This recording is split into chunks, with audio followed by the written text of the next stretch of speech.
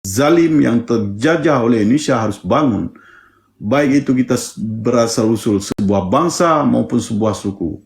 Sudah saatnya Indonesia itu ambruk. Sudah saatnya. Dengan catatan kita jangan menyokong, menguatkan itu Indonesia, tetapi kita harus melawan atas kejahatan-kejahatan Indonesia itu. Untuk kepentingan nenek moyang kita, untuk kepentingan negara kita, sampai ke anak cucu kita. Terima kasih. Iya, baik. Jadi bukan di Rempang saja, tapi yang sekarang baru-baru ini terjadi ini masalah tambang di Papua, yaitu Blok Wabu. Ini Blok Wabu ini yang menjadi konflik sampai sekarang ini. Ada di Intan Jaya di atas. Jadi Blok Wabu ini nih yang sekarang ini masih misterius sekali. Masyarakat setempat sudah mengungsi, tinggalkan dia punya daerah, terus tempat itu dikuasai dengan militer, ada kepentingan negara di dalam situ. Jadi mari orang asli Papua di mana kalian berada, jangan diam. Waktu dan saatnya untuk kita bicara gitu. Buka mulut, berbicara lewat media untuk membela kita punya tanah-tanah adat. Ini sekarang Blok Wabu ini, kalau emas ini yang sisa ini dong ambil itu sudah, orang Papua akan tinggal miskin saja begitu, nanti tidak punya apa-apa lagi di berapa tahun kemudian. Jadi itu yang saya pesan supaya masyarakat asli Papua ini lihat. Kita tidak sadar sekarang kita punya hutan ini orang sudah kuasai, sudah ada logging-logging ilegal yang terjadi. Ketika masyarakat adat mau buka mulut untuk marah dan protes, selalu diancam, disiksa, ditangkap, dikejar. Ini yang harus kita perhatikan sama-sama. Ini pejabat-pejabat di Papua juga semua kadang-kadang juga jadi. Bagaimana mau bicara juga tidak bisa. Uang suara depan mata tetap tutup mulut. Begitu. Terus yang saya paling kasihan salah yaitu kenapa negara ini selalu ada pengungsi dari Rohingya datang selalu mau kampung di Aceh. Ini yang jadi pertanyaan buat saya sampai hari ini, ada apa sebenarnya? Kenapa tidak bisa di tempat lain kah? Begitu. Coba bagaimana kakak tanggapan dulu mengenai pengungsi Rohingya ini? Betul. Itu menurut saya ini ada sesuatu yang tidak jelas.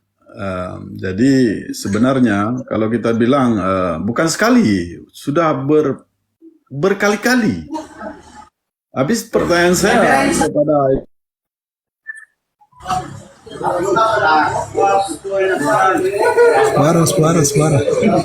Suara.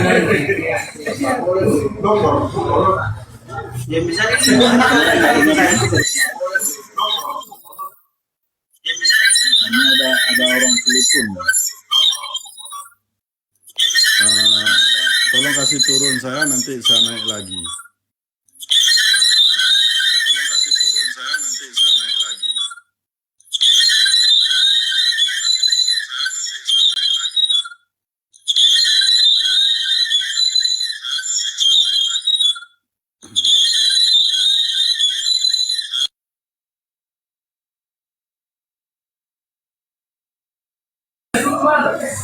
Baik teman-teman, jaringan terganggu kayaknya, jadi kakak Hanif turun, tapi nanti saya berusaha undang dia naik lagi dulu. Sabar ya.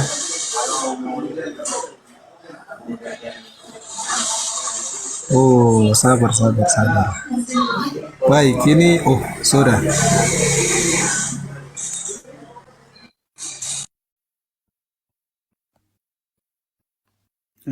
Minta maaf kepada semua yang sudah mengikut siaran live ini dari saudara kita bangsa Papua. Terkait tadi ada orang yang nelpon. Jadi terkait dengan pengungsi Rohingya itu. itu memang saya lihat itu ada sebuah program dari pihak Indonesia itu. Mengapa saya mengatakan demikian? Karena di mana sih itu yang namanya penjaga atau apa angkatan Indonesia itu menjaga laut itu dari pendatang liar. Jadi memang sengaja dia buat, tapi saya tidak tahu persis apa tujuan sebalik itu. Tapi saya boleh mengutip, mungkin pada suatu saat dia meminta, ini kita tidak sanggup ini menjaga dengan sekian ribu personel polisi atau apa marinir. Jadi kita minta tambah banyak kecoblosan daripada pendatang asing itu Rohingya. Nah, itu mungkin larinya ke situ. Dan satu lagi, dengan dia memasuki orang-orang asing ini, dia tujuannya yaitu di waktu saat suatu saat Aceh ini memilih terjadi apa referendum atau apa nanti. Jadi sudah dimasuki orang-orang yang dia bayar atau yang pro Indonesia. Jadi suara untuk Aceh merdeka itu memisahkan diri daripada Indonesia lebih kurang dengan cara menyusup bangsa Rohingya dan banyak juga suku-suku lain yang dikirim ke Aceh itu melalui transmigrasi kan. Begitu juga ke Papua, saya tahu itu banyak dia buat transmigrasi. Itu artinya dia mau menyusup dari dalam supaya di saat memilih, di saat pro merdeka dengan pro Indonesia itu jadi kalah. Jadi menurut saya begitu setahu saya tuh. Jadi kalau memang bukan itu, kemana itu marinir? Kenapa kalau orang Aceh itu tangkap ikan, kalau lebih sedikit itu ditangkap ya? Kalau orang Aceh itu salah jalan itu di laut dikena tangkap. Tapi kalau orang Rohingya kapal besar dia datang, kenapa tidak ditangkap ya? Nah, ini mesti ada udang di balik batu nih. Iya, jadi saya dapat informasi ada bisnis di balik setiap pengungsi Rohingya itu ada bisnis. Itu informasi yang saya dapat baru-baru ini. Bukan orang dari Rohingya yang memainkan bisnis itu. Di dalam negeri juga ada memainkan juga. Begitu. Ya, tapi itu menjadi pelajaran buat negara ini supaya dia harus tegakkan keadilan dan kejujuran, kebenaran, dan kedamaian. Kalau dia masih mau pakai sistem begini, nanti ke depan nanti seperti Rohingya lagi.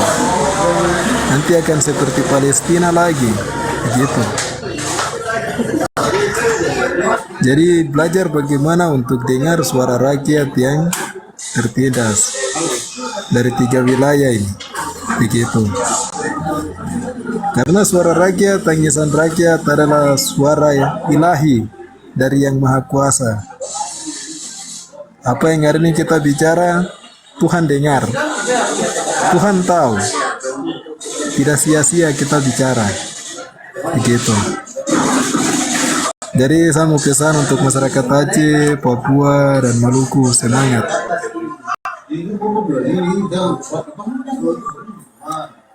Baik, silakan kakak tanggapi.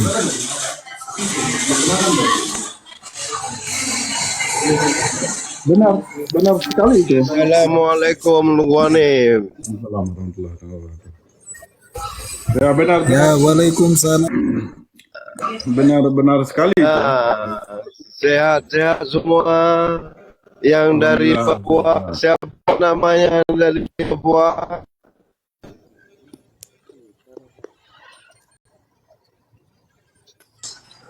Aman, lanjut. Ya lanjut dulu. Yang dari Papua lanjut dulu sama Bang Hanif. Lanjut dulu. Kami dengar dulu di dalam room. Ya, oke, terima kasih. Ya, sama-sama. Oke, baik. Assalamualaikum, Pichon. Apa kabar?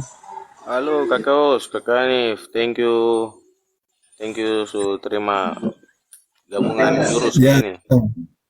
Tadi kali Kakak Os,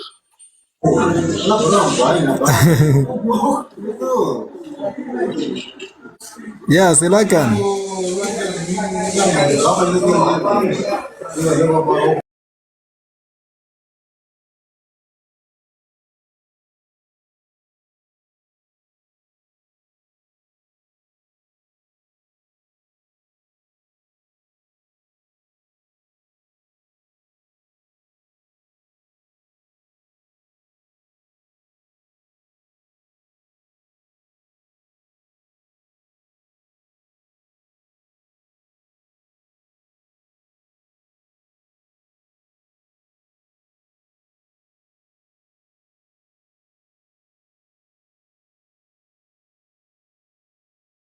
Mendengar suara rakyat.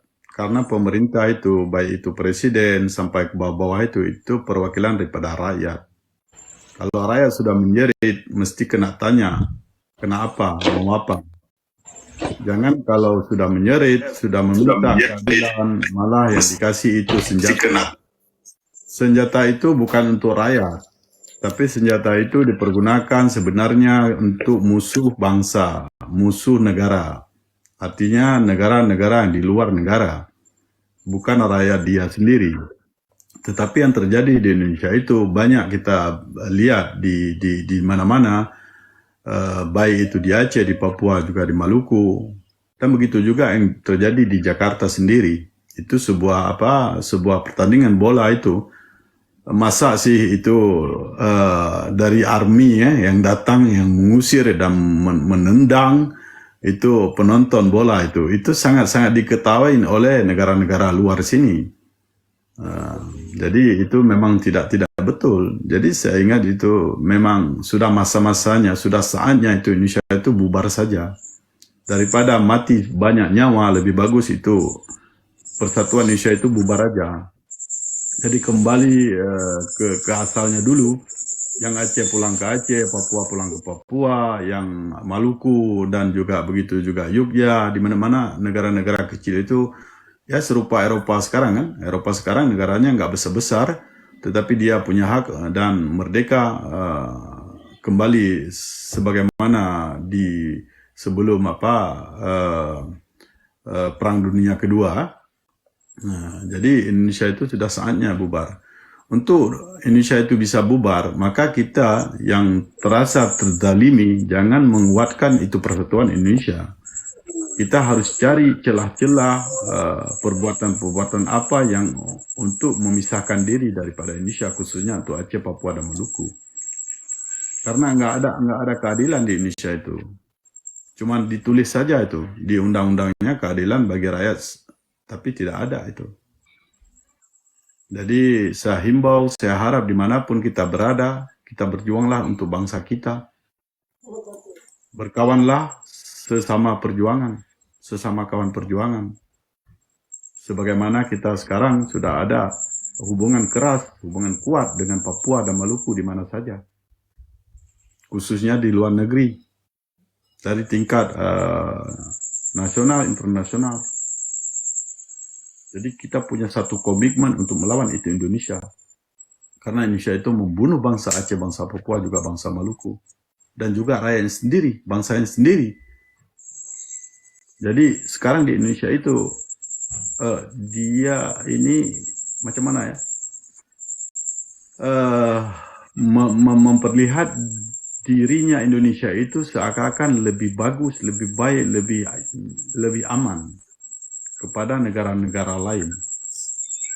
Tapi bagus sekarang media sudah terbuka, maka semua aksi-aksi pertindasan, penyiksaan itu sesegera mungkin disebarluaskan melalui media-media yang sudah ada. Dan jangan lupa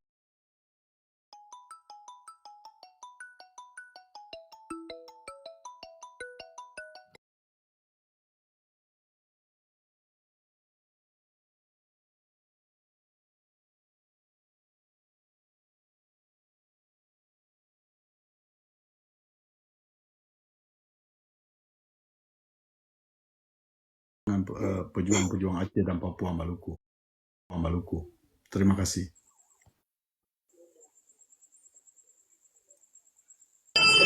Ya, silakan. Ada yang mau tanggapi atau mau tambahkan? Silakan. Terbaik, terbaik. Oke, John, lanjut. Manis. Kakak Hanif, thank you atas satu statement yang awas maut. Luar biasa. Welcome. Tapi mungkin menurut saya kakak Hanif bilang kalau pemerintah tuh harus dengar suara rakyat. Rakyat yang mana dulu? Rakyat dari sebelah mana dulu yang harus pemerintah tuh dengar? Bukannya masing-masing rakyat punya masing-masing pemimpin juga sendiri yang harus menyuarakan itu ke pemerintah yang kakak maksud. Betulkah tidak kakak Hanif? Betul. Nah sekarang rakyat-rakyat itu punya pemimpin sendiri yang tidak menyuarakan. Terus pemerintah mau dengar siapa? Rakyat-rakyat itu. Yang ada matilah si rakyat itu, dianggap pemberontak, dianggap membangkang, dianggap tidak dengar-dengaran. Nah sekarang caranya, rumusnya yang licin lah kira-kira bagaimana. Cari aja sendiri, tanya di Google mungkin. Kan masing-masing boleh bahas cita-cita tujuan, ya toh, tapi caranya tentukan aja sendiri. Kalau misalnya mau kayak ya asal-asal bersuara, konsekuensinya satu, nyawa dan darah. Jadi ujung dari itu pasti. Jadi sasaran saja kita yang harus sebagai rakyat jelata nih, kita harus istilahnya mendorong para pemimpin kita yang ada di daerah. Nah, mereka itu yang harus apa ya namanya tuh bilang tuh, harus lanjutkan ke pusat. Mereka yang harus berkreativitas di dalam hal itu, di dalam hal-hal yang kita ada bicara-bicara nih. Lah kalau kita yang bicara, kita pasti dibunuh, titik. Kita ini harus desak para pemerintah pemerintah daerah kita nih. Kira-kira justru dari mereka, baru mereka yang bisa berkreativitas ke arah pusat, agar kita juga bisa menentukan nasib kita ke depan sendiri. Nah, misal kalau kita ini kayak kita begini, aduh, susah. Baru kita yang harus desak pemimpin daerah kita. Siapa yang besok jadi gubernur? Makanya saat dilantik jadi gubernur sudah harus punya ide, punya arah, kalau memang peduli, kalau memang cinta terhadap tanah ini. Titik. Amen. Thank you. Thank you Kakak next. Thank you.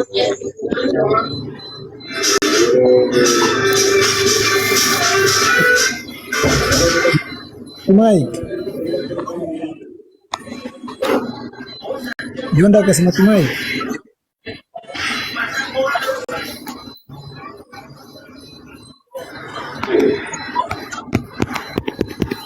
Yonda kasih mati Mike.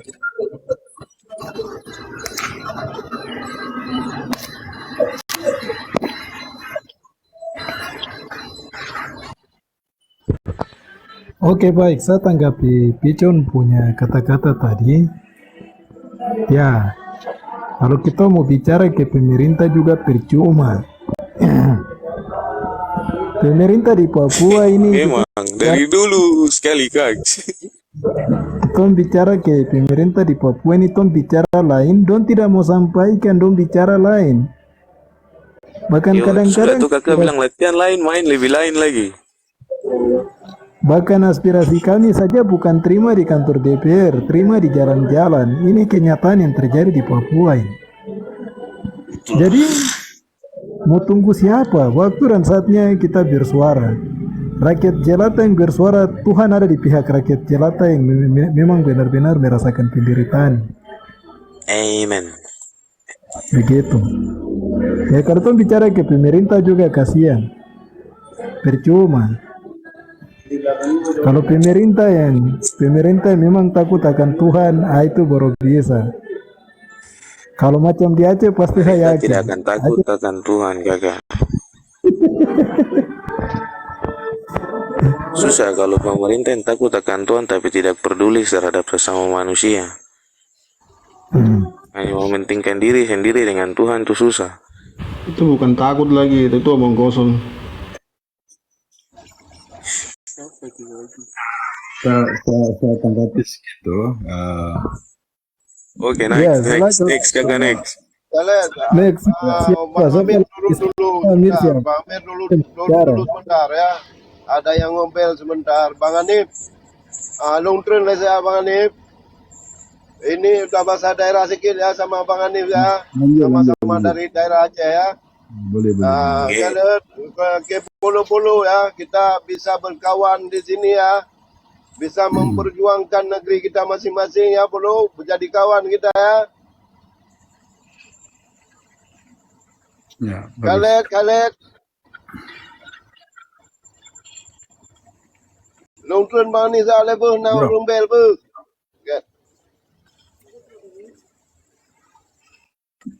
Ya, saya sikapi sedikit. Ya, itu kawan minta turun dulu karena ada orang yang nelepon.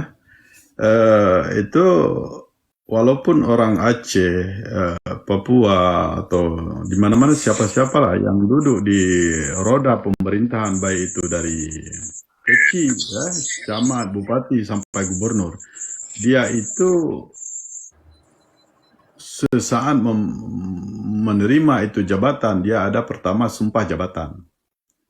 Yang kedua, dia harus menjaga persatuan Indonesia. Jadi tidak ada kata lain, tidak ada kata memihak untuk rakyat Aceh, rakyat Papua, rakyat Maluku, karena dia ya serupa kita kerja di satu perusahaan. Sebelum kita masuk kerja di satu perusahaan, kita harus membaca itu undang-undang persyaratan masuk ke situ. Persyaratan yang paling besar masuk ke dalam arana penjabat-penjabat di Indonesia, seluruh Indonesia itu harus menjaga persatuan Indonesia. Jadi tidak ada kata-kata lain di situ. Tapi kalau dia mau, dia boleh main belakang. Kalau dia mau. Dia punya dana, dia bagi dana untuk perjuangan. Tapi ini jarang yang kita dapat yang serupa itu. Jadi sekarang saya pikir solusinya bukan melalui itu apa alat-alat yang sudah ditentukan oleh Indonesia.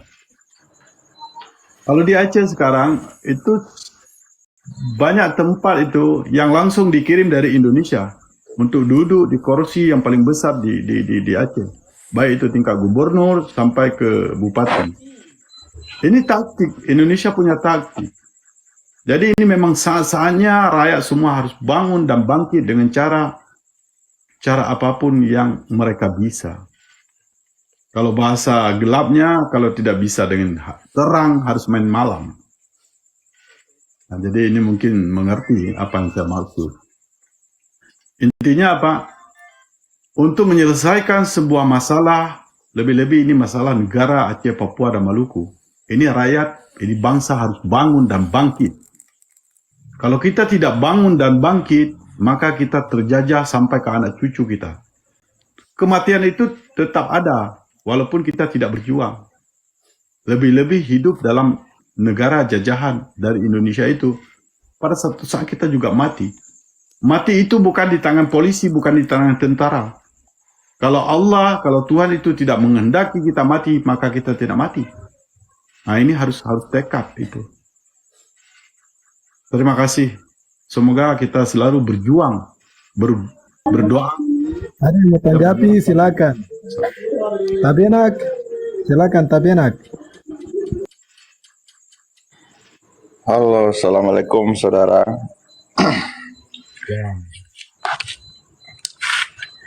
Saya dari Papua. Salam kenal saudara dari Aceh, dari Maluku, yang sudah hadir saudara dari Papua. Mungkin saya baru bergabung, saya tidak dengar baik, tapi ada poin yang penting tadi Kakak Hanif sampaikan tadi. Kita berjuang, kadang berjuang sampai mati, jangan sampai perjuangan kita habis sampai di sini, tapi kita harus lawan sistem yang merusak generasi kita ke depan nanti. Dari sekarang kita harus berjuang sampai mungkin seperti Bang Anies tadi bilang, mati itu bukan di tangan polisi, di tangan Allah. Nah, itu benar sekali, saya sepakat dengan Abang Anies tadi sampaikan, benar. Jadi kita harus, selagi masih kita bisa menyuarakan hak-hak kita harus terus berjuang. Karena salah satu solusi kita adalah ya harus referendum, harus merdeka. Harus kita merdeka.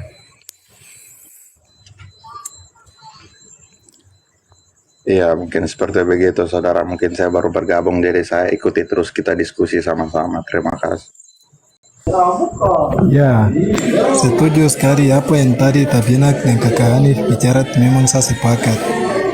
Jadi orang Papua ingat bahwa kita masih punya kesempatan untuk gugat resolusi PBB 2504 itu, kita bisa gugat. Sekarang yang jadi pertanyaan buat kita sepakat bersatu, satu pikiran. Bisa itu semua terjadi. Akhir-akhir ini ada perpecahan di tengah-tengah kita, tapi sekarang bagaimana kita kumpul dan kita bersatu. Tidak usah takut. Buanglah rasa khawatir dan rasa takut itu. Itu yang menjadi hambatan buat perjuangan ini. Kita di Papua, di Aceh, dan lain-lain. Tapi saya pikir di Aceh itu sudah mantap, solid. Cuma di Papua ini yang masih pro kontra. Gitu. Oke, baik. Waktu selanjutnya kasih ke... Bagaimana? Picon mau tanggapi, silakan. Oke, baik. Thank you, Kakos. Aduh, jaringan anjing.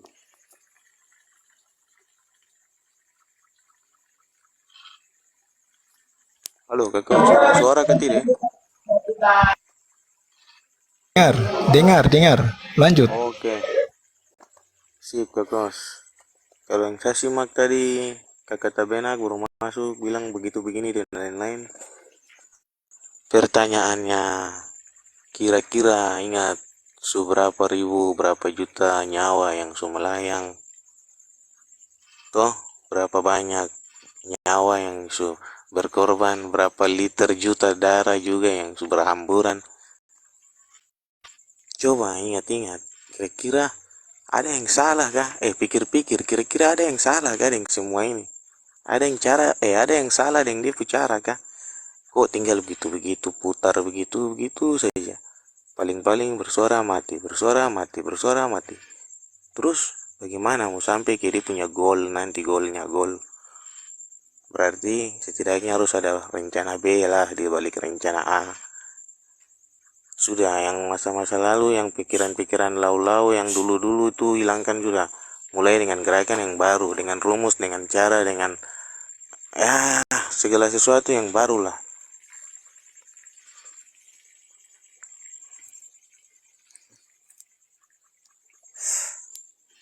Kira-kira begitu. Thank you.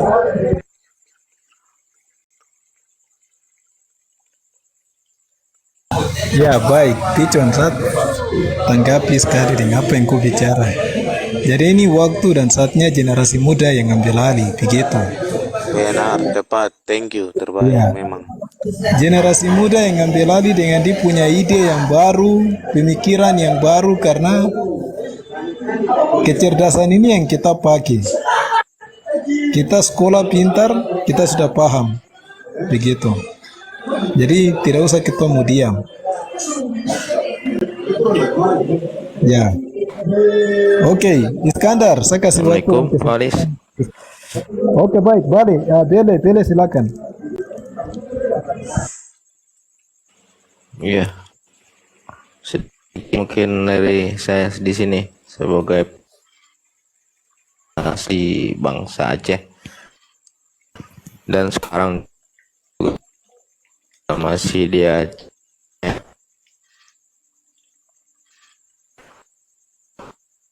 menggunakan dan perlawanan untuk mengalih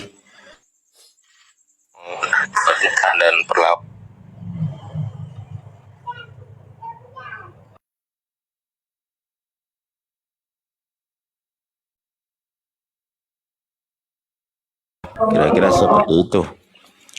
Nah, begitu untuk ke depan yang akan kita lalui, yaitu setiap kita yang ingin bertindak memerdekakan atau memisahkan diri dari Indonesia, itulah sebuah yang akan menjadi korban baik harta, benda, dan nyawa.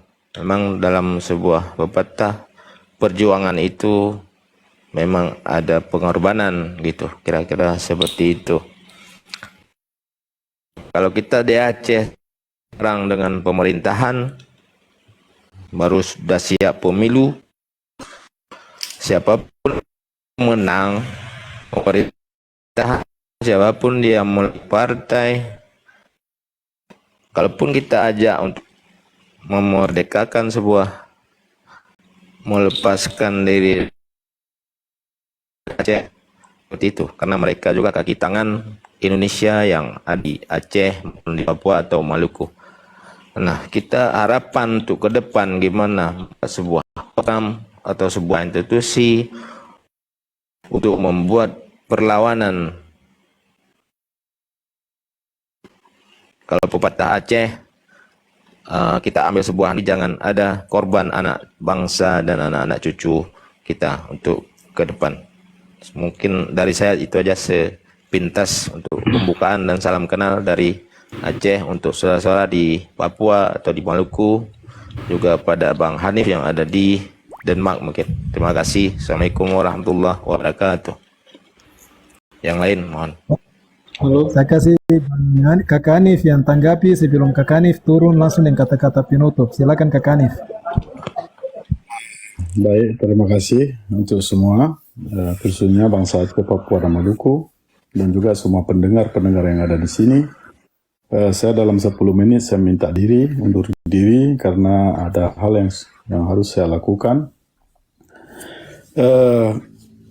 Benar sekali apa yang sudah saudara-saudara yang mengerti betul apa yang terjadi di seluruh Indonesia, khususnya di Aceh, Papua, dan Maluku. Sebuah kemenangan, mencapai sebuah keberhasilan, kita harus berusaha. Kalau dalam Islam itu diwajibkan berusaha, habis itu berdoa, habis itu tawakal. Mungkin menurut kepercayaan agama lain lebih kurang. Kalau kita tidak usaha, maka Tuhan tidak akan memberikan kita apa yang kita minta. Kita harus berusaha dan minta. Setiap perjuangan mesti ada pengorbanan. Itu sudah pasti. Kalau kita terjajah, walaupun kita tidak berjuang tetap terjajah. Lebih bagus mati dalam perjuangan daripada mati dijajah. Terima kasih kakak host dan semua. Mantap Manis. Rakan-rakan semua. Assalamualaikum warahmatullahi wabarakatuh. Lebih kurang dalam 10 menit saya minta undur diri. Ya, waalaikumsalam. Waalaikumsalam warahmatullahi wabarakatuh. Oke, saya kasih turun Kakak Hanif. Terbaik. Bye-bye, see you. Bye. Oke. Sam, silakan. Sam lanjut. Ya, assalamualaikum untuk saudara-saudara di Aceh, dan selamat malam juga untuk kita yang dari Papua. Ya, saya mau tanggapi sedikit mengenai pembahasan ini ya. Dan kalau harus ditinjau dari Papua punya sejarah, kenapa sampai ada dalam Indonesia. Dan menanggapi sedikit saudara Picon ya, sangat setuju. Tapi dalam hal kematian kita tidak bisa salahkan, karena memang manusia harus mati dan memang umur ditentukan oleh Tuhan. Itu yang satu. Dan dalam hal lain tidak bisa salahkan juga kematian ini, karena itu bukan kesalahan kami juga dari sisi yang lain, karena ini adalah rencana yang sudah sistematis, terstruktur, yang dibuat oleh musuh. Atau kalau lebih jelasnya Indonesia. Suatu bangsa kalau ingin dikuasai atau sudah pasti menggenosid bangsa tersebut. Jadi tidak bisa menyalahkan, kita sudah banyak korban, dan itu memang perjuangan seperti itu. Perjuangannya seperti itu, dan itu adalah rencana musuh, dan itu adalah eksekusi musuh yang mereka lakukan. Kalau kita tidak melawan, maka mungkin mereka akan lebih lagi. Mungkin bukan saja pakai cara itu, tetapi pasti ada cara lain. Mungkin lewat perang. Kalau yang sekarang mungkin lewat perang, tapi bisa juga pakai lewat cara lain, virus, obat, dan lain segala macam. Itu sudah pasti. Kalau suatu bangsa jajah bangsa lain untuk memusnahkan tuh, mereka akan pakai berbagai cara. Jalan satu-satunya kita lawan. Dan untuk dalam pandangan ekonomi, kalau produk mau laku, kita harus buat suatu gesekan ya, atau sesuatu yang merangsang psikologi publik. Jadi salah satunya yang dilakukan di Papua adalah seperti yang dilakukan oleh saudara-saudara di hutan ya, atau perang. Ya itu salah satu gesekan yang nanti akan menjadi tolak ukur, atau akan menjadi pertanyaan, atau akan dipertanyakan oleh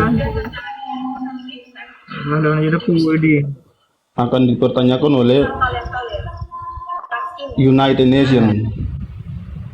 Kenapa bisa begini? Jadi ini bisa menjadi fondasi atau dasar tolak ukur kita untuk bagaimana kakak-kakak yang di luar negeri yang diplomasi itu, dari sisi diplomasi bisa menggunakan itu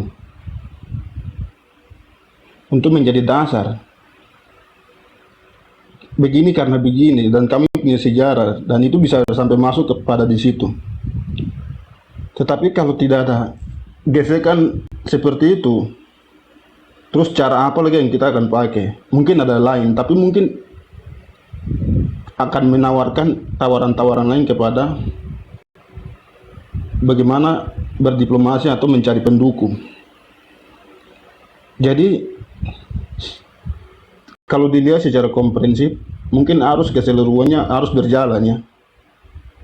Bisa saja pakai cara lain, tapi dari sisi lain juga harus bergerak seperti diplomasi dalam, ya mungkin sisi SDM juga bisa menjadi tolak ukur, atau seperti perang di gerilya, itu menjadi dasar-dasar instrumen untuk bagaimana bisa maju ke depan untuk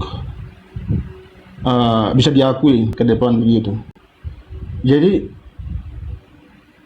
mati itu tidak disalahkan, tapi itulah perjuangan dan kita harus lawan. Kalau tidak lawan, mereka akan pakai cara mungkin lebih halus lagi, tidak pakai perang karena ada pergesekan dari orang Papua untuk berperang, sehingga mereka nyata muncul karena punya rencana itu.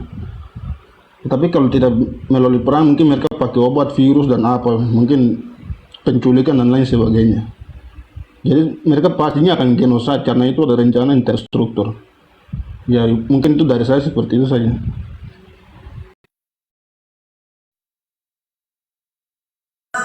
Ya baik, saya tanggapi. Jadi bagi mereka yang sudah dapat bunuh atau sudah meninggal, itu mereka adalah pahlawan, falling hero. Mereka adalah orang yang hebat, orang yang terbaik, orang yang jago, begitu. Jadi sekarang kita buat satu perlawanan itu dengan damai. Lewat kata-kata kita juga bisa membawa satu perubahan, satu kemenangan.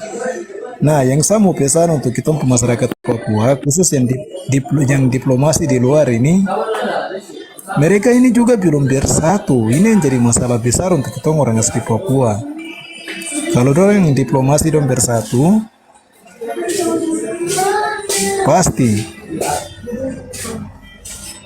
kita bisa terlepas begitu. Ya, saya kasih waktu untuk Iskandar. Iskandar, assalamualaikum, selamat malam. Lanjut, silakan mau bicara lanjut.